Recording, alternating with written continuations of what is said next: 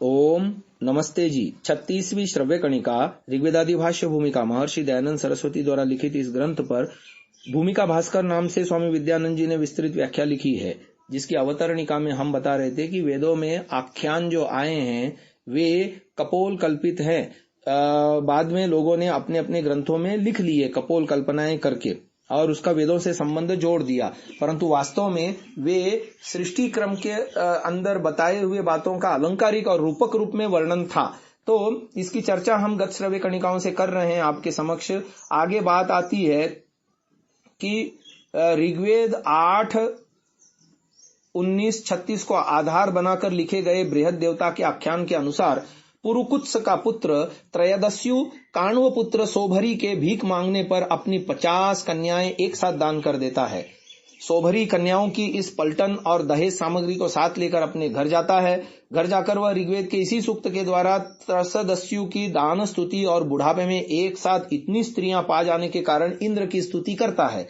इंद्र भी अपनी स्तुति से प्रसन्न होकर सोभरी के वर मांगने को कहता है। तब सोभरी गदगद कंठ से कह उठता है, काकुत्स्थ कन्या पंचशद युगपद रमे प्रभो।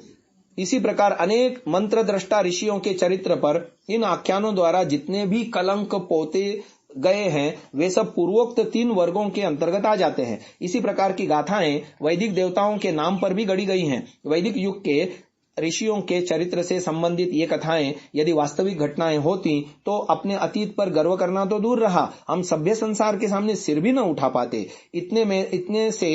इनमें से अधिकतर कथाओं को तो वैदिक आख्यान के नाम से भी अभिहित नहीं किया जा सकता, वेद मंत्रों के नाम से भी अभिहित नहीं किया जा सकता। वेद मंत्रों के अंतर्गत संज्ञा पदों को व्यक्ति या स्थान विशेष का वाचक मानकर जिन आख्यानों की रचना की गई है वही वैदिक आख्यान कहे जा सकते हैं। वेदार्थ प्रक्रिया में सभी वैदिक नामों अर्थात प्रातिपदिकों को धातुज माना जाता है, इसलिए नैदान और समस्त नैरुक्त आचार्य नाम पदों को यौगिक मानते हैं। अति प्राचीन काल में जब यदृच्छा शब्दों की उत्पत्ति नहीं हुई थी तब समस्त लौकिक नाम पद भी यौगिक ही माने जाते थे एवं वेद मंत्रों में आए संज्ञा पद आख्यातज होने से व्यक्ति विशेष के वाचक हो ही नहीं सकते।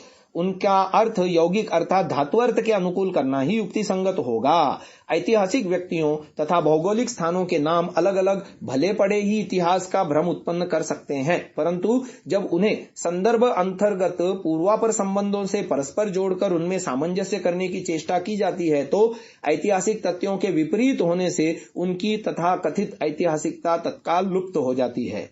आख्यान अंतर्गत नामों को यदि इतिहास प्रसिद्ध व्यक्तियों का वाचक माना जाए तो उनका इतिहास से सामंजस्य होना चाहिए, परंतु ऐतिहासिक घटनाओं तथा तथ्यों का वेद मंत्रों में वर्णित बातों के साथ सामंजस्य नहीं बैठता। यही बात भौगोलिक संकेतों के विषय में भी कही जा सकती है। उदाहरण के लिए अथर्ववेद 13:3-26 में अर्जुन को द्रौपदी यानी कृष्णा का पुत्र बताया गया है। कृष्णायाः पुत्रो अर्जुनः। इतिहास प्रसिद्ध अर्जुन द्रौपदी का पुत्र नहीं पति था। इन पदों के यौगिक अर्थ करते ही स्थिति स्पष्ट हो जाती है। शतपथ ब्राह्मण के अनुसार रात्रिर्वयी कृष्णा असावादित्यस्तस्या वत्सो अर्जुनः।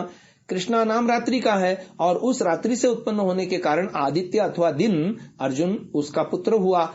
इस प्रकार यहाँ कृष्णा को महाभारत की द्रौपदी और अर्जुन को महाभारत के अर्जुन का वाचक नहीं माना जा सकता।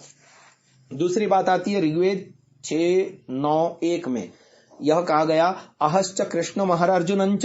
यहाँ कृष्ण और अर्जुन दोनों एक ही व्यक्ति के नाम है, जबकि इतिहास महाभारत के अनुसार ये दोनों भिन्न व्यक्ति हैं। वस्तुतः कृष्ण और अर्जुन निर्वचन के आधार पर दोनों दिन के नाम हैं।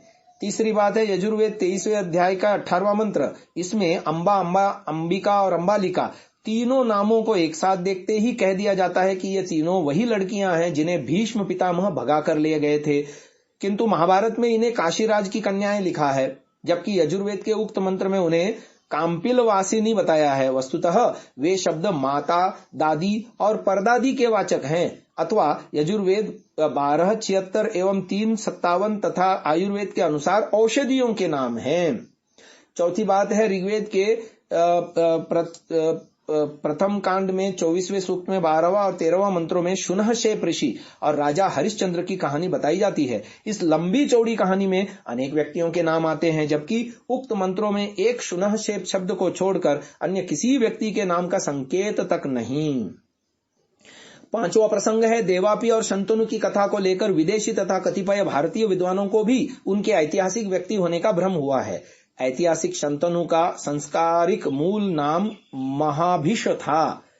प्रांग महाभिष संजितः, ये भागवत पुराण में 9:22-13 में लिखा है। उसने शंतनु नाम वेद से ग्रहण किया। इतिहास में देवापी का पिता प्रतीप यानी पर्यश्रवा है, जबकि वेद के अनुसार ऋष्टिशेन होना चाहिए। इस कठिनाई को देखकर कुछ आचार्यों ने देवापी के गुरु च्यवन का अपर नाम ऋष्टिशेन मान लिया और उसी को उसका पिता बना डाला। इस प्रकार कालांतर में आष्टिशेन देवापी का विशेषण बन गया। कुछ विद्वानों के अनुसार वर्षकाम सूक्त भी ऋग्वेद 10:98 देवापी का बनाया हुआ है। यदि ऐसा होता तो देवापी इस सूक्त में शंतनु के लिए महाभिष और अपने लिए आष्टिशेन के स्थान पर 51 पदों का प्रयोग करता। यह भी निश्चित है कि यह सूक्त महाभारत प्रसिद्ध देवापी और शंतनु से पहले विद्यमान था। फिर इस मंत्र का ऋषि भी देवापी है। मंत्र दृष्टा देवापी अपना निर्देश प्रथम पुरुष में और भूतकाल में कैसे कर सकता है? निरुक्त की अपनी टीका में स्कंद स्वामी ने देवापी द्वारा पुरोहित के रूप में वर्षा कराने के संबंधित आख्यान की व्याख्या करते हुए स्पष्ट लिखा है। देवापिर विद्युत शंतनु रुदकम वृष्टि लक्षणम यदा देवापिर वैद्युतः शंतनवे वृष्टि लक्षणस्योदकस्यार्थाय पुरोहितः पूर्वम ही विद्योतते पश्चादुदकम पूर्ववद्योज्यम। अर्थात यहाँ देवापी विद्युत का नाम है और शंतनु जल का। वृष्टि रूप जल विद्युत से ही बरसता है। पहले विद्युत चमकती है तब वर्षा होती है, अतएव देवापी विद्युत पुरोहित कहता है। ऋष्टि का अभिप्राय विद्युत से है। इसकी पुष्टि ऋग्वेद के इन उद्धरणों से भी होती है।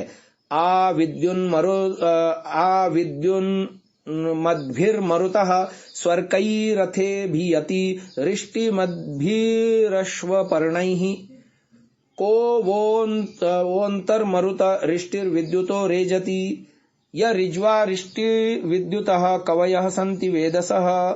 ये तीनों प्रमाण क्रमशः 1:88, 1:168, 5:52, 13 ऋग्वेद में हम पाते हैं। तो आगे एक और प्रमाण दिया है, विद्युत रथा मरुत ऋष्टिमन्तः 3:54-13। वस्तुतः यह कहानी भी नित्य अर्थ की ही योजक है और उस ऋचा से संबंधित है जिसका विनियोग वृष्टि यज्ञ में होता है। कभी कभी आवश्यकता होने पर भी वर्षा नहीं होती, या तो बादल आते ही नहीं या आकर बिना बरसे चले जाते हैं। ऐसी अवस्था में कृत्रिम रूप से वर्षा कराने के लिए उपायों की खोज करने में वर्तमान विज्ञान भी संलग्न है। वैज्ञानिक ऐसे परीक्षण कर रहे हैं कि ऊपर पहुंचकर विमान द्वारा आकाश में कुछ पदार्थ छिड़क कर बादलों को बरसाया जा सके। वेद में कृत्रिम रूप से वर्षा कराने का स्पष्ट उल्लेख मिलता है। ऋग्वेद के वृष्टिकाम सूक्त 10:98 में वैज्ञानिकों द्वारा उत्तर समुद्र आकाश से अधर पार्थिव समुद्र की ओर जल बरसाने की प्रक्रिया का ही उल्लेख किया है। इस सूक्त के अंतिम मंत्र में विद्युत को संबोधित करके कहा गया कि तुम राक्षसों को अर्थात वृष्टि में बाधक तत्वों अथवा भौगोलिक कारणों को नष्ट करके प्रचुर जल की वर्षा कर दो। फिर एक और बात है, यजुर्वेद में एक मंत्र है जिसमें 5 नदियों का उल्लेख प्रतीत होता है, जिसके आधार पर कुछ लोग वेद में पंजाब अर्थात प्रदेश विशेष का वर्णन बताते हैं। मंत्र कुछ इस प्रकार है, पंचनद्यः सरस्वतीमपि यन्ति स्रोतसः सरस्वती तु पंचधा सा देशे भवत्सरित। यजुर्वेद 34:11। अर्थात 5 नदियां अपने स्रोतों से सरस्वती को जाती हैं और वह सरस्वती 5 प्रकार की होकर उस देश में बहती है। सभी जानते हैं कि न तो सरस्वती नाम की नदी पंजाब में बहती है, न कोई 5 नदियां सरस्वती में गिरती हैं और न सरस्वती ही 5 धाराओं में बहती है। वास्तव में मंत्र में आए नामों को प्रातिपदिक मानकर यौगिक प्रक्रिया अनुसार मंत्र का अर्थ करने पर पता चलता है कि उसमें 5 ज्ञानेन्द्रियों द्वारा प्राप्त ज्ञान अथवा मन की 5 वृत्तियों के स्मृति में ठहर कर वाणी द्वारा अनेकविध अभिव्यक्त होने का उल्लेख है। तो महानुभावों, हमने ये देखा कि कैसे वेद में आए आख्यान आलंकारिक और रूपक रूप में सृष्टि क्रम और सृष्टि विद्या की बात को समझाना चाहते हैं, परंतु उसमें इतिहास की कल्पनाओं को जोड़ करके जब हम देखने लगते हैं तो इसकी वास्तविकता हमको प्रकट होती है कि इतिहास से उसका कोई संबंध नहीं है। आज की इस चर्चा को हम यहीं विराम देते हैं।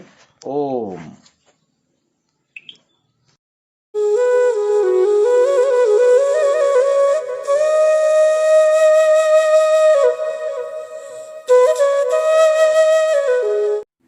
डाउनलोड सांसा ऐप, आरवीरदल ऐप, विजिट sansa.org, rvirdal.in।